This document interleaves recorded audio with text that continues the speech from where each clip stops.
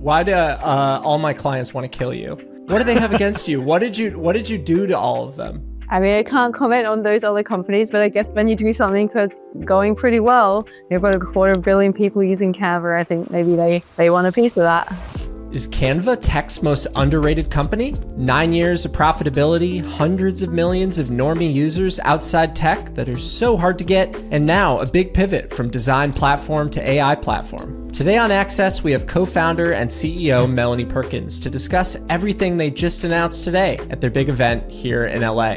But first, Alex and I discuss our waning interest in OpenClaw, my new addiction to the AI-assisted Poke, which was made by last week's guest, and the big reputational crisis facing the AI industry. Welcome to Access. My name is Ellis Hamburger, and I'm here with my lovely co-host Alex Heath. We've got Melanie from Canva on the pod today with some actual news, which isn't always the story of our show. We're trying to get the real talk and the real takes, not just the embargoes, but we have a bit of both today. But first, Alex, will you be attending ClawCon in Los Angeles tonight? We need to make LA Tech happen. Hell no. I was going to. I think it's going to be a madhouse. I'm too old for this shit, man. Really? A madhouse? Part of me really wants to go, especially when it was first announced. So these ClawCon pop-ups have been happening all over the world, really, for the last couple of months. And I thought you'd live for the claw. Ain't no laws when we're using claws. We've talked a lot about the Claw father, Peter Steinberger, and OpenClaw. I have been very interested in it. But my view of it has actually changed in the last, I would say, couple of weeks. And I would say our episode with the CEO of Poke, Marvin, last week actually played a role in me souring on going to this event as well. I just feel like Claw is a thing that we're going to look back on and go, wow, wasn't that a really cool, nerdy time? Like when people used to jailbreak their iPhones, but then... Nerdy 2 weeks? Yeah, and then Apple, started adding stuff to the OS and opening up over time. And I think the analogy here is services like Poke, which again, we featured on the show last week, basically simplifying what OpenClaw is for people like me who don't have time to chain together a bunch of stuff with a Mac Mini, Okay, so maybe we can cut in all the times you've talked about OpenClaw and me being unimpressed for this exact reason from previous episodes of the show, because it just felt kind of so inevitable and also weirdly surprising that it didn't already exist in some way.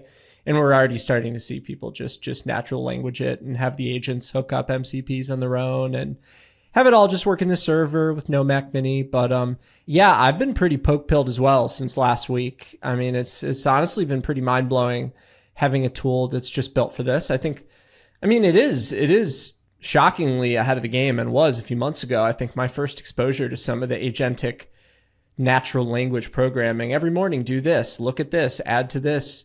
My first exposure to that was actually with Notion custom agents, but seeing with Poke that can handle Notion MCP pretty darn well, if not in some ways as well as Notion AI at this moment, it's like now I can do things like, hey, Poke, when you see client invoices hit on my Mercury account, shout out to Mercury, who I'm also a new customer of. I just use whatever's on the show, I guess, now. Is this the third guest company that you've shouted out in our intro so far? We've got Ivan from Notion, Ahmad from Mercury. We have good companies.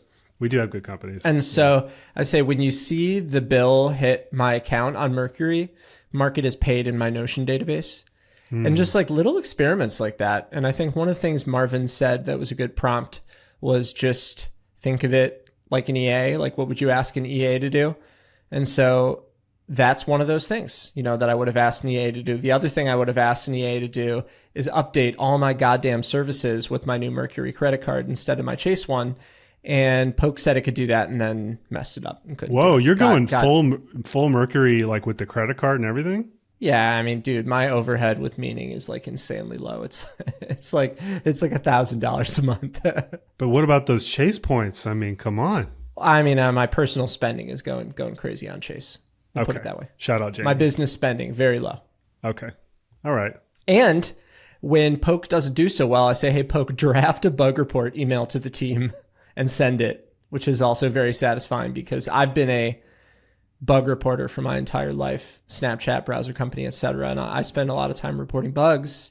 And now I can just fire it off, have Poke do it for me. So I try not to do this, but sometimes when we have people on the show, I haven't had time to really dig into the product that they build. Poke was one of those things where it just looked cool, and I figured it was going to be a thing people were talking about, and I think correctly so. I think I saw Poke in the news quite a bit last week, at least in our little bubble.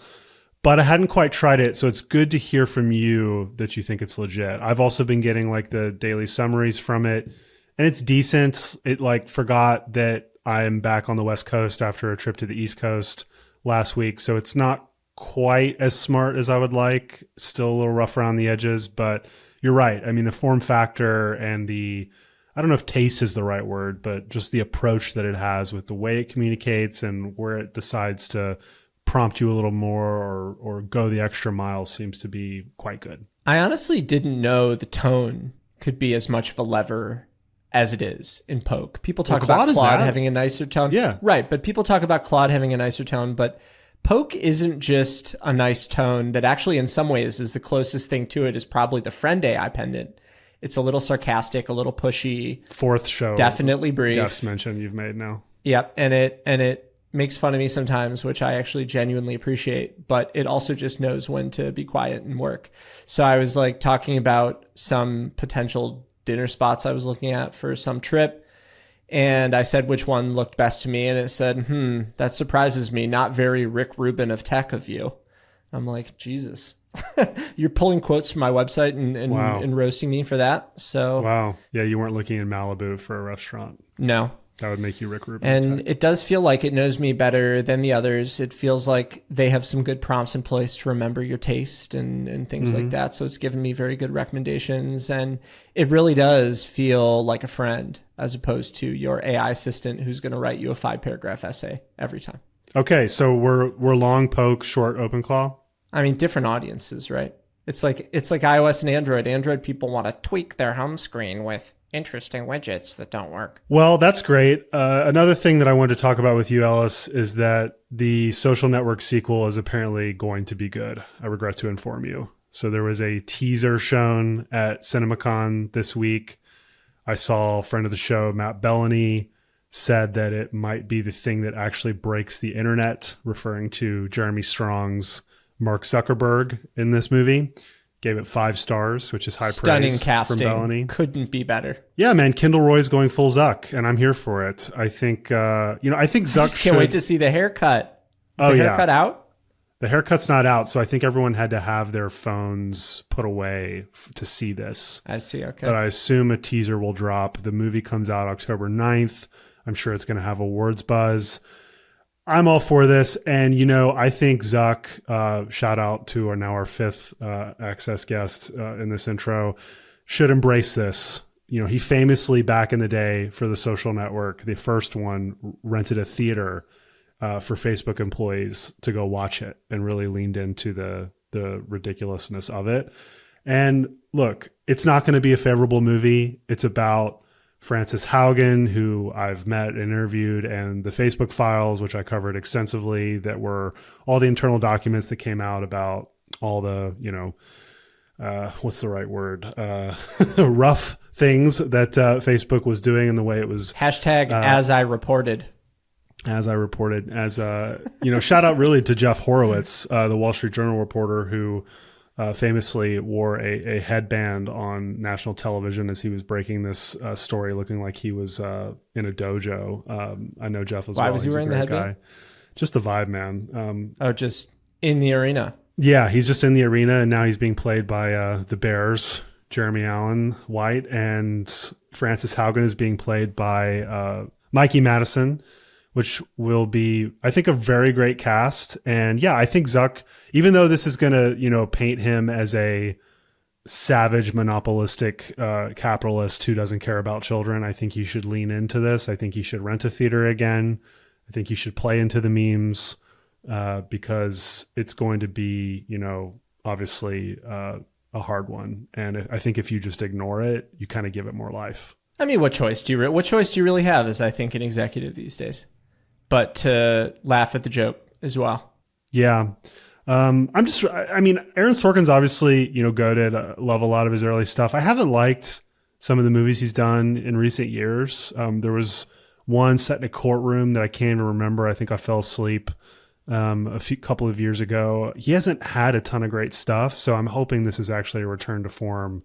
And I didn't actually look to see if Trent Reznor was doing the soundtrack again. That would be dope. But yeah, we'll have to go see this, Ellis. We'll have a little access premiere. I cannot wait. For any number of reasons, Social Network is one of my top 10 movies ever. And it really is hard to overstate how influential it has been on the tech industry, probably even more so than her and many others, because it incorporated music that has set the tone of coding for 15 years since then.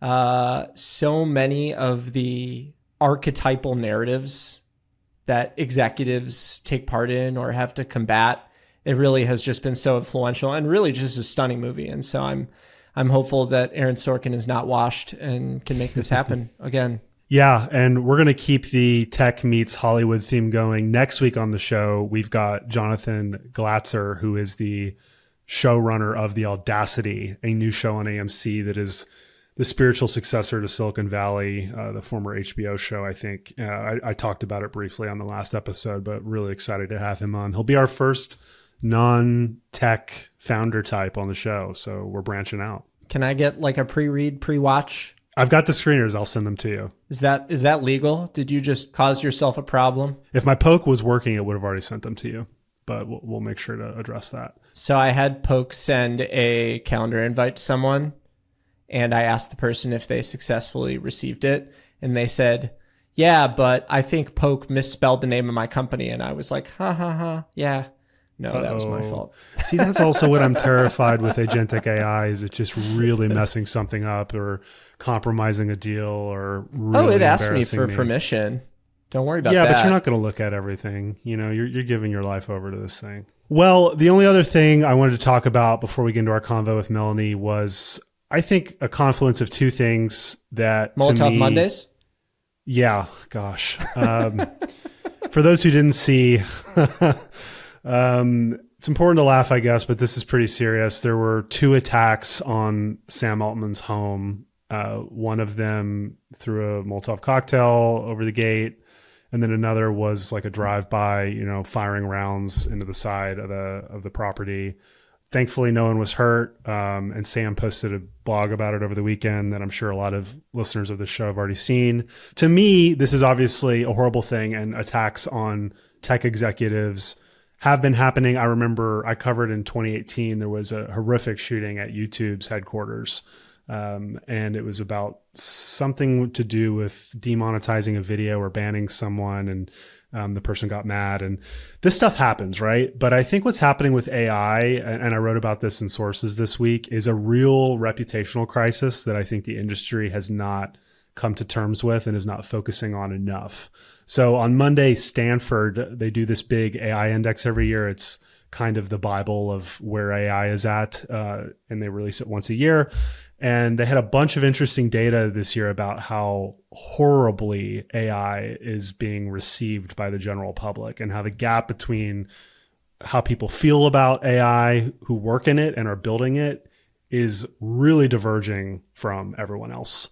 And then you see these attacks on Altman's house, and it's like, yeah, these are the consequences of what's happening, which is a lot of people hate AI, and they hate what it represents. They hate the mass unemployment narrative that companies have been putting out.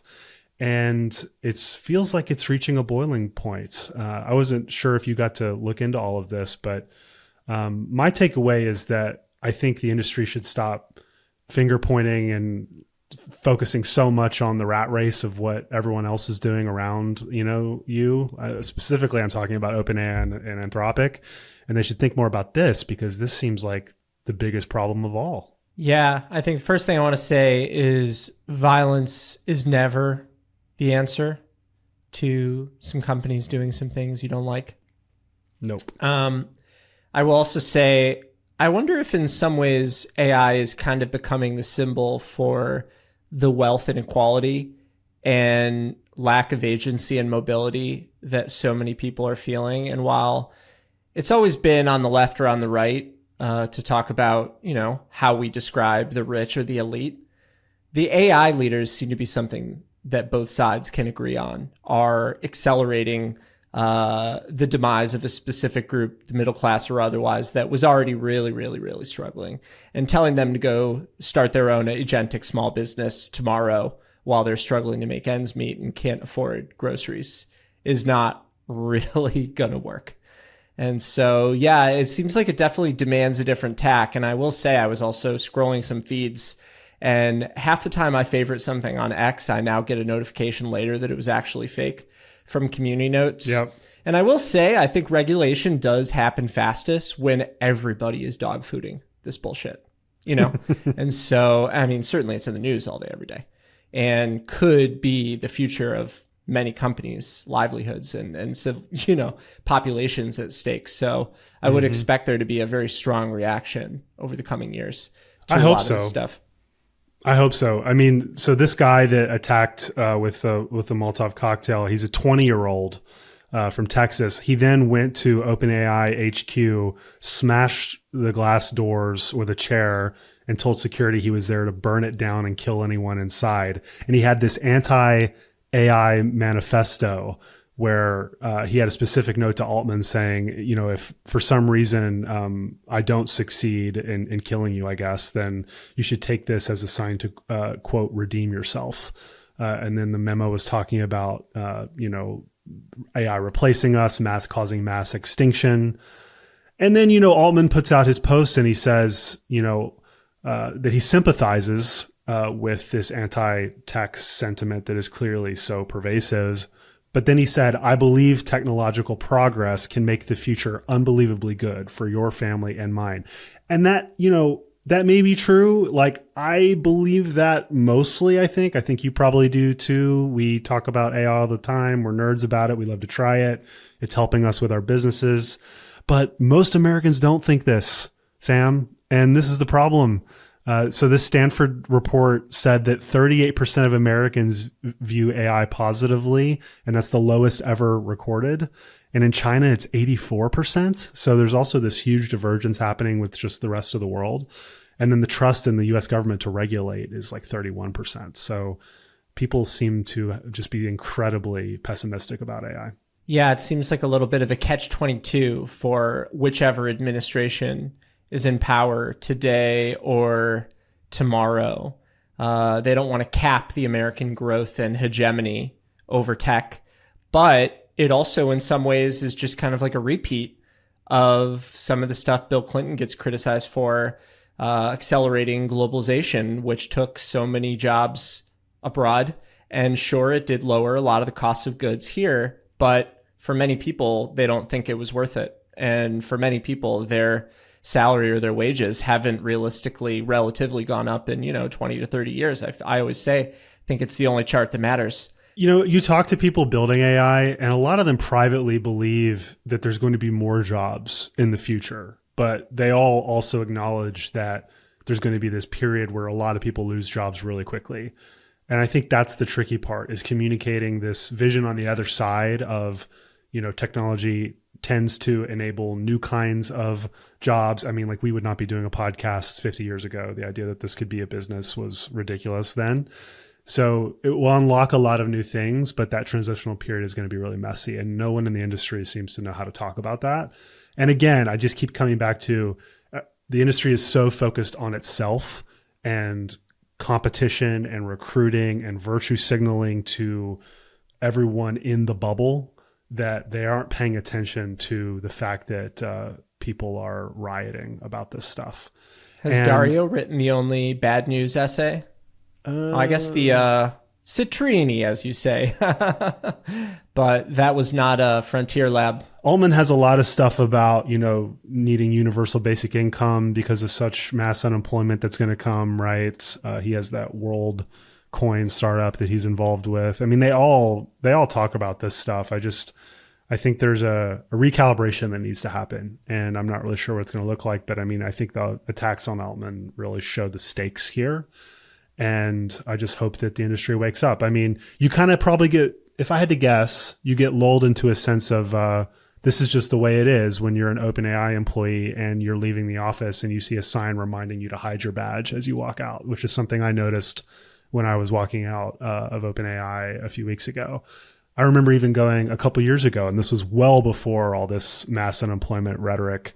And I was asking, like, why is this an unmarked building? Like, why is, like, there's no way of knowing that this is the headquarters. And people were telling me at the time that they were already getting crazies showing up, talking about AGI and trying to find AGI. And, this is just, the stakes of this technology feel so high now that I just hope that people don't get used to going into their unmarked office every day and ignoring it, Well, on a lighter note, today we have Canva co-founder and CEO Melanie Perkins to talk about some upcoming news they're dropping.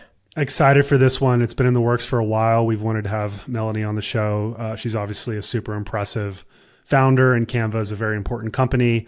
We recorded this last week right before their big event in LA, which is happening the day this episode drops. And they've got a lot of big AI news, which we get into. So thanks again to Melanie. Let's roll it.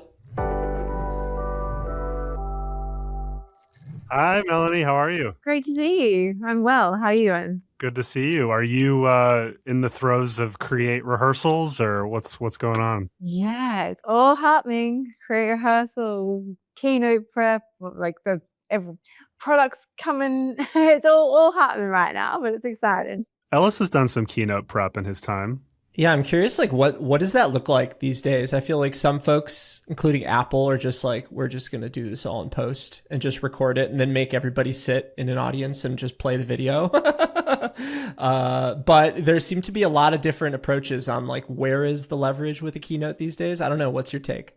Oh, that would be a very relaxed approach, wouldn't it? No, the way we have an audience of 5,000 people, all of that community come.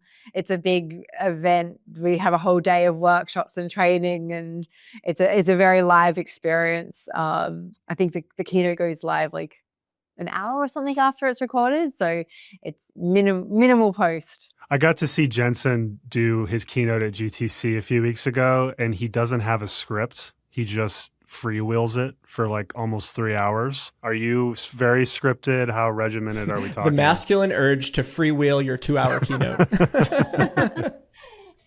I have to say we're a little more prepped than that. But we also have a lot more, let's say, creative flair you might see coming out next Thursday. There's a lot of elements and creative industries coming together, which we're excited to bring to life. So there is a little more than just freestyling it for 2 hours. How many cooks are in the kitchen approximately at this moment? Because I feel like keynotes are just so high pressure because they're live, and I feel like everybody wants to have their 2 cents, which can get a little crazy at times. It starts off pretty small, but then as we come up to the day, we've now got hundreds of people working, because there's going to be like hundreds of people on stage. Oh, I don't know exactly the number on stage. So there are a lot of people prepping all sorts of things to bring to life on the day. So there's, I'd say, hundreds of people involved actually at this point. Melanie, how big is Canva these days? Like how many users do you guys have? I don't know if you disclose revenue. I know you're private, but give us a sense of the scale. Because Create is such a big thing. I mean, thousands of people. We've got more than 250 million people using Canva each month, and we reached 4 billion in annualized revenue in December. How do you think about the growth? Like, has it always been kind of the last few years pretty steady, or have you had kind of an inflection moment recently? It's been pretty steady for the last decade. We've been launched for 12 years now, and it's just been growing rapidly, actually, since day one, which has been pretty epic and continuous and steady. But I think because so many people have been using Canva, like one of our favorite charts is this cohort chart.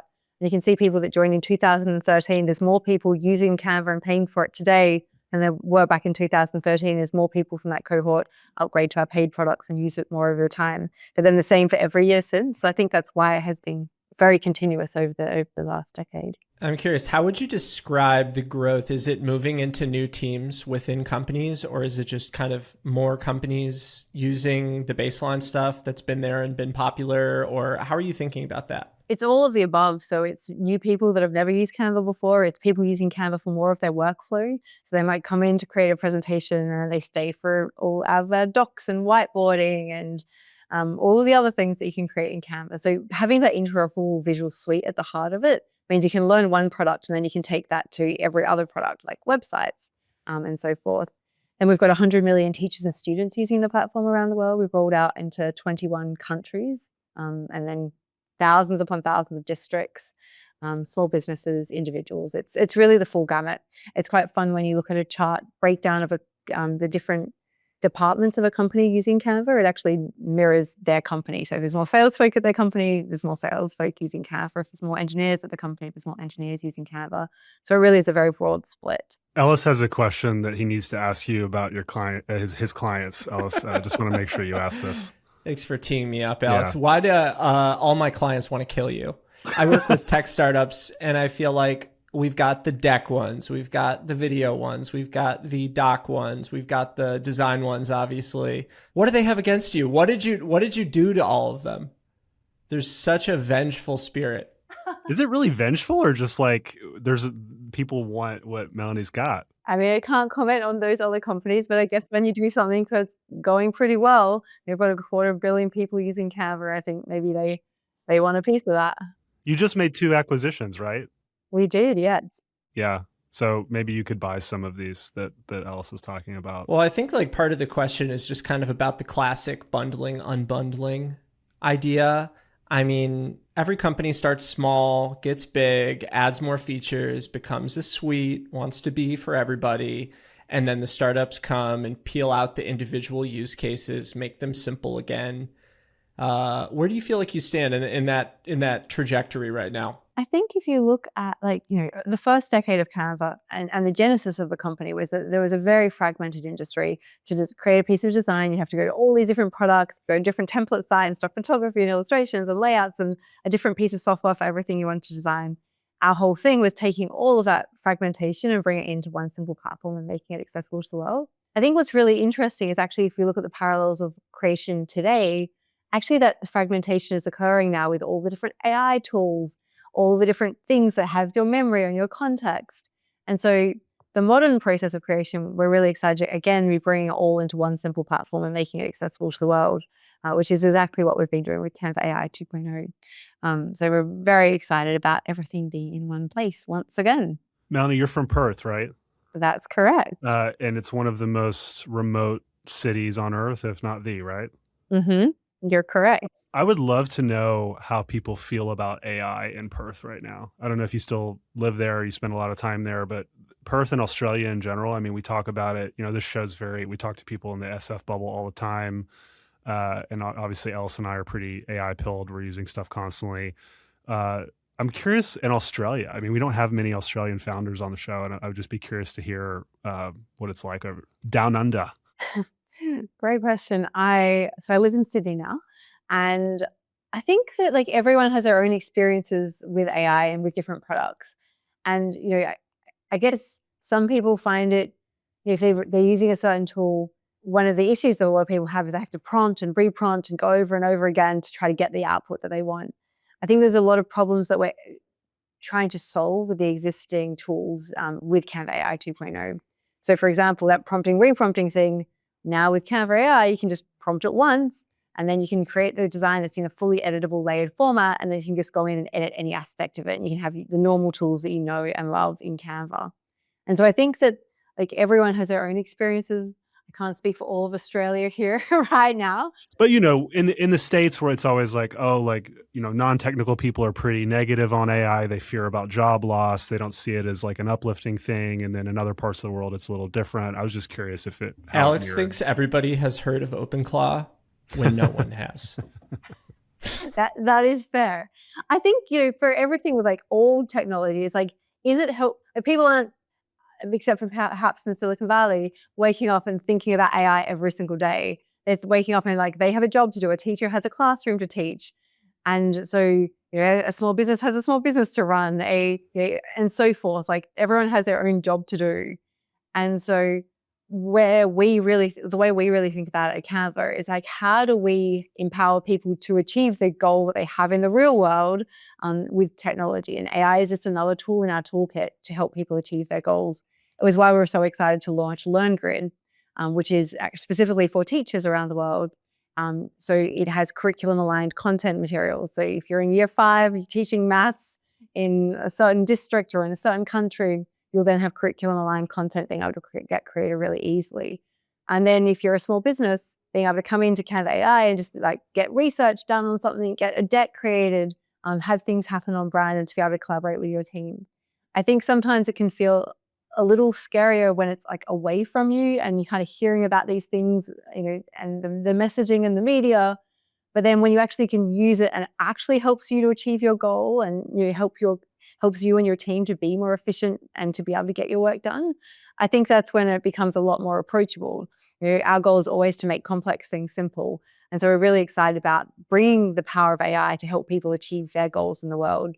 I think that sometimes it can sound like there's this thing that's going to happen to us, but actually what we are really working very hard at is ensuring that that thing is actually just another tool to empower you to achieve your goals. So it's a very strong focus for us, actually. Yeah, I have a lot of respect for anybody who's building for everyday folks, call them normies or otherwise, because I do feel like that's a lot harder realistically to do. What do you think? I mean, you talked about making the complex simple, but do you have any like internal principles for that bar or what it means to design something that you feel like everybody from the teacher to the professional could use? Because I feel like that's quite a hard skill. This is one of the other reasons I appreciate Apple's, forward moves with iOS and otherwise. They've been able to stay up to speed on a lot of this stuff. While I don't know about Liquid Glass and the new phone app in particular, but yeah, I mean, it's a tough line, isn't it, to try and like bring new tech to everybody? How do you think about that? It's what we've been doing really for a decade. So like we've always tried to give people the latest and greatest technology, but in a really accessible way that helps them to achieve their goals. When we launched AI back in 2019 with background remover, and people of course loved it because they didn't have to do this manual task where you like have a photo and you want the background removed. You classic banger feature. You just disappeared. But even if you rewind even further back to Canva's Chef, which was actually Canva's name before we launched Canva. And that was all about being able to, you would have a search box. And the idea was you could just search for whatever you want, from a lab report to a brochure to whatever, and it would be able to create it on the fly. And then you'd jump into the Canva Chef editor and be able to move things around and drag and drop and collaborate exactly as you are today. It was just like my prototype before we actually built Canva. And I think it's kind of interesting that now, if you look at Canva Chef and you look at Canva AI 2.0, the UI is actually remarkably similar, that you've just got a search box, you can jump in, but then you would go into the editor and you can collaborate and do all of the standard things that you want. So I think while AI is obviously very new, and certainly generative AI and all the things that are now is able to happen with agentic orchestration and so forth, I think to the standard person, they're just trying to get their goal done. And so if we can help facilitate that, it's pretty powerful. Are you telling teachers about agents, or are we just letting that be a word that just kind of doesn't need to exist in their mind space, They don't need to know about it. We're going to talk about agentic orchestration, but we also don't expect them to specifically care. I think that we've got hundreds of people working behind the scenes to make this agentic orchestration really awesome. But from a user's perspective, they just say the thing that they want. They get it in a layered format that works the way they know and love from Canva. And then they can just use it how they would normally use Canva. Are you going to have an actual orchestra at Create, though? Yes. So we have one of our team members said it is like an orchestra. And so for the internal team celebration, we put together a team orchestra. It was hilarious. But we're actually getting a professional orchestra, which I am yet to see, that are going to be coming on stage next Thursday. And they're dressed as agents, like from The Matrix, or how are we? I think we're giving standard orchestral blacks, I believe. But there will be a little glitter. There's going to be a lot going on. This is a big moment for you guys. I mean, looking at what your team sent over, there's a lot here and how you're changing the interface. And it really is consistent with, I think, a lot of the themes Ellis and I have been covering on the show for the last 6 or so months. We've had Dylan Field from Figma, and we've had a lot of these kind of platform tool companies talking about how they're adapting to AI. And a line that struck me from your all's release that the team sent was, we're moving from a design platform with AI tools to an AI platform with design tools. What does that actually mean? That is a really great question. So from a user standpoint, there's a lot of things that just stay exactly the same as Canva. Our mission is to empower the world to design. If you come into Canva and you hate AI, you actually can just completely use Canva exactly the way you always use it. But I guess behind the scenes, Canva AI is a new tab that you can access on the homepage or inside the editor while you're actually designing. And that is where all of the power of agentic orchestration comes to life. So you can type it, whatever it is that you want in, and then you can get your job done. And so previously in Canva, you had all these different really great AI tools, but they were all like quite fragmented. And so you'd get the tool at your hand when you needed that tool. You have to know where to find it. And so with Canva AI 2.0, it brings that all together into like the one space. And so you can just type it in and it will go and find you the tool rather than you having to go in. Oh my God, this is incredible. It's pretty cool. I literally had this problem where I'm not like a power user. I have Canva installed and I needed to get something updated with my logo for my newsletter to send to someone. I needed to do it fast. And I was like, how fast can I do this? What tool do I need to use? I used Google. It was like, you should try Canva. And then I open it and I look at all the menus and I'm like, shit, this is going to take me like a while to figure out. And Melanie, it was so basic. I don't even know what it was. It was like increasing the size of something. I feel so dumb about it. But it's one of the main AI use cases is being able to click all the buttons in the menus for you that you didn't even know existed. And that applies to like literally every product. And it's pretty wild. Like now with dictation, you can just like literally speak into your phone. Like I've been designing presentations, like when I get an idea at midnight, just like literally on my phone, and I can just dictate what I want and then it will just like create it for me. And then I can do iterative editing because of the way it now works. Inside the editor, I can go, oh, actually I didn't mean that. I wanted this other thing, or I want to rearrange it or try out this idea. And so all of a sudden you can have all of the design happening just by dictation on your mobile phone, which is pretty wild. Well, so let me ask you, I know, with the mission about empowering everybody to design, then you have some new use cases here. One of the ones that y'all mentioned was building a custom pitch deck for a customer based on every email you've ever exchanged with them. Sounds great, but it also sounds like, is that not the work that person was already, is that not their job? And like, where's the design left in that type of world? Or are you thinking of design as potentially something bigger than that, like coming up with the framework for the decks and then that gets adapted, or customized? Like, what is that job that person's doing anymore? I think that's what's kind of exciting in this new era. In our company, every role is changing what it actually means. And in fact, if you look at the role of a designer over the years, that's changed. Like if you go back to in each of the different ages, like the role of a designer has been completely different depending on the tools that are available. I think that what we're going to see is a lot more brand system designers coming to bear as a really important role. So things that might have been a graphic designer before, just like creating a one-off graphic, is all of a sudden creating the brand system for the entire company to operate from. And it means that the sales team that often gets neglected by the brand designers all of a sudden can have this system where the brand designers are working on the templates that then the rest of the organization are able to utilize. And then all of a sudden, every single customer can have a personalized pitch deck with all of the up-to-date information, and it can feel a lot more personal to that person or to that customer. And so I think, we look at a lot of the jobs that are disappearing, but with AI, and in fact, with every technological revolution, a lot of new jobs come to bear. And so things like a brand system designer, I think, are exactly in that category, where there's so much of a brand that is instilled in the template and in the way it's actually laid out, and the information is like much more of a curation job as well. Is what you're describing how Canva is changing internally too? Like, are you creating new kinds of roles? Very much so. Pretty much like every role today is different from the way it was 3 years ago. If we look at the way our engineers work, it's completely different. If we look at what our product designers do, they're creating prototypes. If we look at what our PMs do and the way they do their research, it's completely different. It's all, the same, like underlying principles are the same, like building great products for our customers, that doesn't change.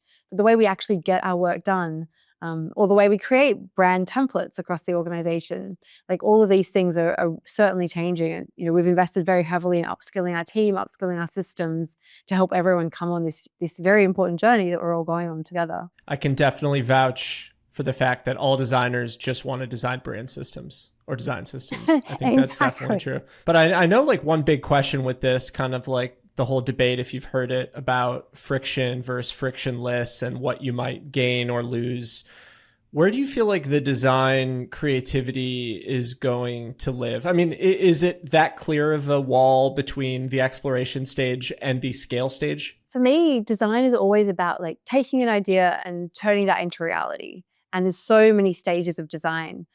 Sometimes I can think, because I just have an idea, that I like actually going through the prototyping phase actually helps bring that to life and adds more color. And then I refine like sometimes 100 times after that point in time. And sometimes for me, I have an idea, but actually writing it out in like prose is really helpful. And sometimes, so I think, at its essence, we're always taking an idea from chaos all the way to clarity. And there's lots of different tools and mechanisms that help to bring that to life.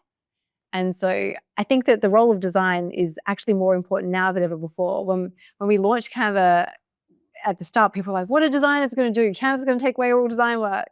And actually, if we look at the last decade, there's way more designers creating way more visual content than ever before.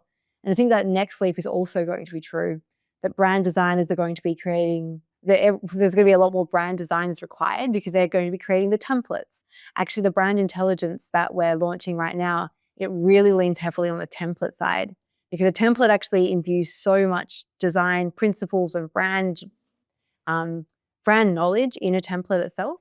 So we're really excited about the way that will come to life as well, and the new roles that will be created because of this. You've got all these connectors that you're plugging into Canva now, where it's sucking in context from Google, Slack, CRMs, et cetera, right? So it's like the through line of Create this year seems like Canva is becoming this hub. And I'm curious about that philosophy because just to bring up like Figma again, he started basically making Figma like an MCP node where all of a sudden like Claude can talk to Figma. Do you want that? Do you want the big assistants, AI assistants, to be kind of at a higher abstraction level of the interface into Canva and vice versa? Because right now it seems like you're wanting everyone to bring stuff into Canva, not necessarily have Canva open up. Is that fair? Am I understanding the philosophy? Oh, it actually works both ways. So we already collaborate really closely with OpenAI and Anthropic. Canva is one of the top apps on both platforms. But then equally on the other side of the fence, having Canva be the platform that is able to bring all the information in. So when you're creating that pitch deck, it can bring in the latest calendar invite in your Gmail context. So it's both. I was curious if it's going to be both, because this seems more like pulling in, and I know you had the chat app and all that, but I wasn't sure if this was a shift. Yeah, no, very much so bidirectional.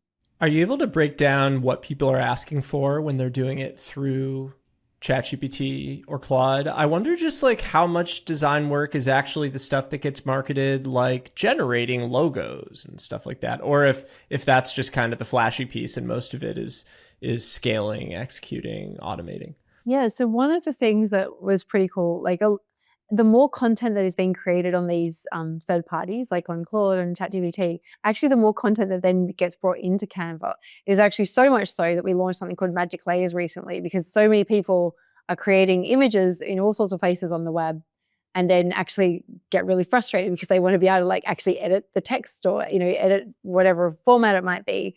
We've had 8 million uses of that in the first 4 weeks of, since that product launched. So I think that across in Canva, you can design presentations, and I think we've had 100 million people creating a presentation each month now.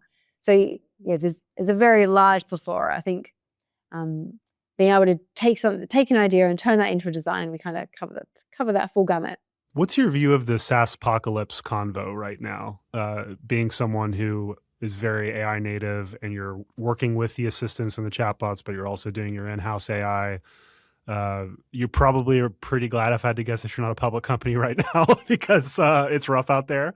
But curious, how you're viewing all that, what you think people are maybe getting wrong, what are they getting right? I know we've been doing this for a while now. We've been, Canva's been around for 12 years, and kind of things like go yo-yo. Like, at one stage they'll be like growth at all costs, and then the next stage is like profitability. And we've been fortunate; we've been profitable for 9 years, so we've kind of avoided that yo-yo. But at one stage, people are like spend all your money in the bank account, and we've been fortunate to you've got a very sufficient bank balance. So it kind of means that we don't need to worry too much about what's happening in the macroeconomic environment. And we just really focus on what we can control, which is delivering a great product to our community. I think like being out of Silicon Valley, it does create a little bit less noise for us. And we just really focus on delivering a great product to our community. And I think that they're going to love, hopefully, what we're bringing Well, out. being profitable certainly helps. That's definitely Yeah. not in vogue in Silicon Valley. So you're No. doing something different there. And sometimes it is like, I think after COVID, it became cool, but we're like, we've been profitable for like, 5 years now. Now it's 9 years. So yeah, we really focus on just building a good company. I know there are a lot of rumors of the one-person billionaire company. Are you seeing the team size actually change as a result for camera users as more people are able to do stuff on their own? For us, we've got very, very large ambitions. We always say we're 1% of the way there. And so actually our team's like way more productive and can do way more things. For that, we say 1% because we just keep growing our dreams for what we'd like to be able to do with a company.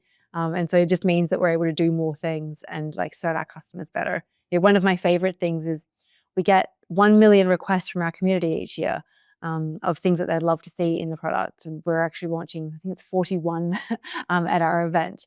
And so, just being able to serve our customers better, to be able to help them achieve their goals. We've been really investing heavily in our team in upskilling everyone. We have something called AI Discovery Week. We have specialty training. So each specialty is going through the transition of learning the new skills for this new era. We really see it as that we can do so much more. Let's coin it right now, long tail feature development. I feel like you're going to be able to just come up with ideas, and as long as you can get sign off, I mean, it doesn't even have to live somewhere in the app. If someone can ask for it, it could still work, And obviously that's still resources, but I do think that is going to be fun. Well, she gives the sign off, Ellis, so that's easier for her. I mean, to the point about 1%, I mean, it's in the press release up high. It says the ambition is simple to be the place where all of your work gets done. I mean, that's putting you in competition with everyone. I mean, how do you think about that? I mean, is your goal really to have Canva become like everything that Microsoft and Google and Notion and all these companies are doing? Like, you want all of that activity to be possible inside Canva? The way we think about it is just like what is best for a user, and like having to go and navigate lots of different systems and lots of different tools is kind of annoying. And so having that all in one place kind of makes sense. But then that doesn't mean we don't go and like have access to lots of different tools and places that you might be doing your work elsewhere, but being able to have that all at your fingertips or at the end of your query, and it just having all of that context. For a long time, our goal has been just to bring productivity and creativity together in a way that hadn't been done before. And so that's where we saw as a huge gap in the market, and we're certainly doubling down on. Seems like it's got to be a stressful time to be a founder right now. How big does the suite go? What do we try and eat? What do we let leave? I don't know. She seems pretty zen, Ellis. You don't seem too stressed, especially a week before Create. But are you? Yeah. To that question, are you at all about any of this? I mean, OpenAI, as you may have read on sources.news, is kind of going through a bit of a, simplification, retraction of some of these bigger ideas back towards simplicity. It's tough to know when to stop when you can kind of create everything. There's a lot of things that have changed, like that what we can do technologically has changed radically for the better as far as like actually being able to bring our mission to life. But our mission is actually very stable. Like, our mission to empower the world to design, we break down into what we call our mission pillars. Empower everyone to design anything with every ingredient, in every language, on every device. And then every year we pick off like what is the next most important strategic goal under each of those mission pillars to bring to life. And so, we started off with social media, graphics, and marketing materials, and then there was presentations, docs, whiteboards, websites, Canva code, and so forth. And so it's kind of like there's some things that change radically, and then there are other things that are like actually quite the same. And because we've been pursuing the same mission and the same strategy for such a long time now, it does take a little bit of the pressure off, because you kind of know that like how these things will play out. It's tough though, isn't it? I mean, you guys have a scheduler inside the product now, right? For scheduling meetings for yourself. So cool. Yeah. So it's actually crazy. I can schedule with 15 different apps right now. I don't know which one to choose. I mean, or is the idea that it's just whatever one's in front of you? Yeah. So what's really cool is like, so for the other day, we just got connectors to work, and I was able to like I was like, tell me about my week coming up and create me a document about it to help me plan for the week. And I was able to go into my calendar, like look at my schedule, actually tell me how to optimize my time. And I found out, like, I was like, it said that I had a massage coming up. It said I had a hectic week. And I was like, I didn't think I had booked a massage. And I was like, is there a problem? And I looked at my calendar. I was like, they're actually, my partner had booked me one. And so it's kind of fun just being able to have like the document that you typically have to go and like go and create with like all these disparate tools, just like be able to be created on the spot. Or even like research. Usually if you're doing research, you have to go and scour lots of different places. And all of a sudden the research can actually just get handed to you in a document that you can just like share and collaborate on. It's kind of cool. You might be able to tell, I kind of love being able to take technology and like utilize it to help achieve goals. And like the amount of new technology that we now have inside our product and have built is pretty extraordinary. Like the way these things will come together in completely unexpected ways. A lot of what you just described, I'm using Claude for right now, and I'm curious, since you've been using, the AI 2.0 stuff, are you using the other big assistants less? Do you think this eats into their time if Canva users embrace all this stuff? I think we're just at the early stages of all of this. Like the number of people that are currently using AI tools or even using, is like quite small compared to the number of people on the internet, for example. I think there's going to be a lot that transpires over the years to come. That's a very diplomatic answer. I mean, because I think, it's tempting, right, to like add some of this stuff to the product just philosophically. I mean, shout out to a couple clients, Cosmos and Mobbin, which are two very different types of inspiration, like one for kind of like more lifestyle art, photography, design, one for user interfaces. And, that's kind of what they want to be, is the research workspace where you can assemble stuff using powerful tools, better libraries, this or that. And then yes, there is certainly a value to not have to copy and paste, to be able to have it within your workspace. I don't know if the jury's still out on kind of how people are going to use each of these, but it's interesting. There's just so much overlap right now, I feel like. And indeed, I mean, you have a huge edge just being the place where a lot of people already are. And you have the edge of trying to bring it to them seemingly successfully in a simpler way, so there's that as well, just kind of the first mover advantage, or even the distribution, if you will. Yeah, I think we're so early in the innings of like, what is the new software stack for companies? What's the new software stack for people at home? What's the new software stack for a teacher? I think it's so early for all of this that I think there's going to be a space for a lot of companies over the years to come, and companies that serve the community really well.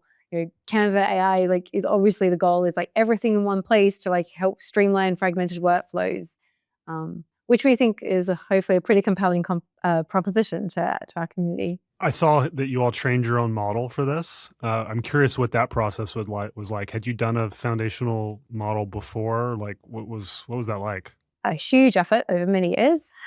We have a team of researchers of over 100 people now that have been working really heavily on this goal.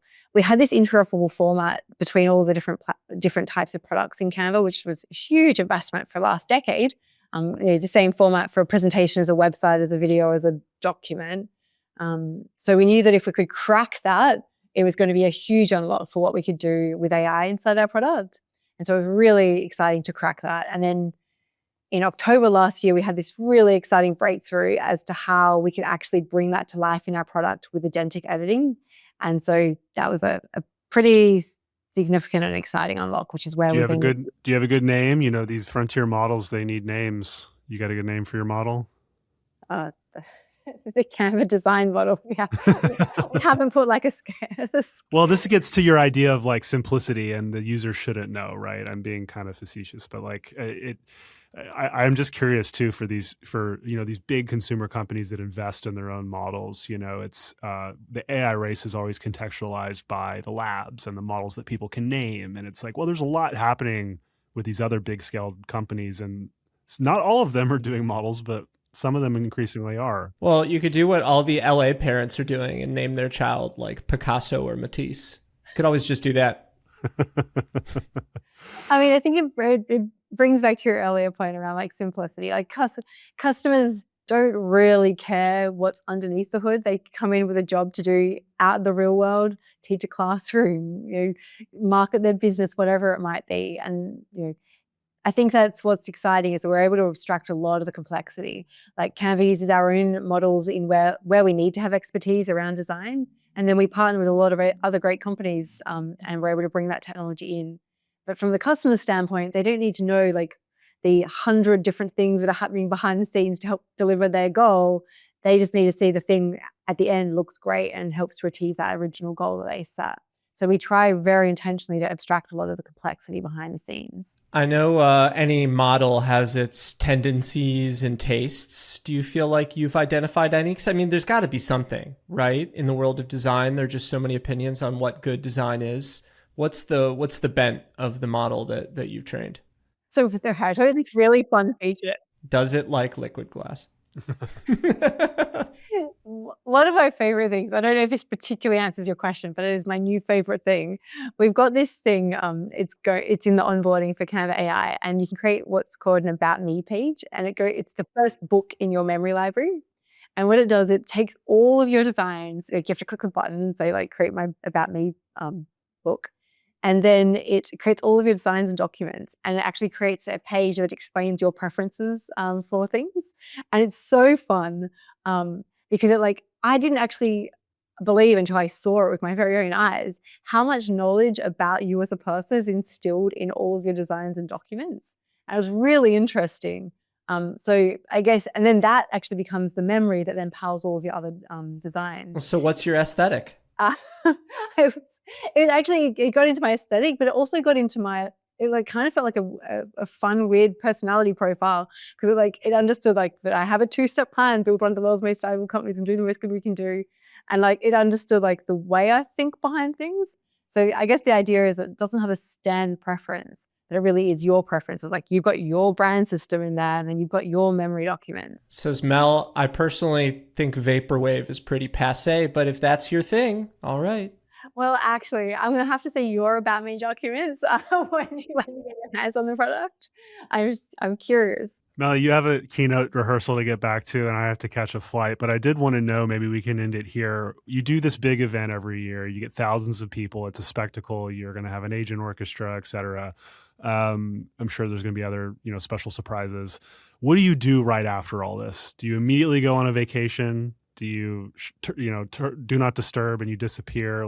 What's your post-create flow? It's a great question. Immediately after, I'm actually an introvert, and I really just like a dark room. Well, thank you for being on with us. Yeah. Just low stimulation, because it's so fun. And there's we've got 5,000 people there, and lots of, a lot of really high energy. And so there's a very, very relaxed, very chill at home. Maybe a massage. Exactly. What's happening in the cave? Are you reading, gaming, catching up on reality TV? So meditating, it sounds like.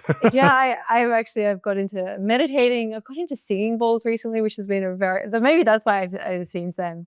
A singing bowl is great if you haven't ever tried one of them before. We'll have to give that a try. Well, Mel, we really appreciate your time, especially this week. Congrats and good luck on the keynote. Thank you so much. Break a leg.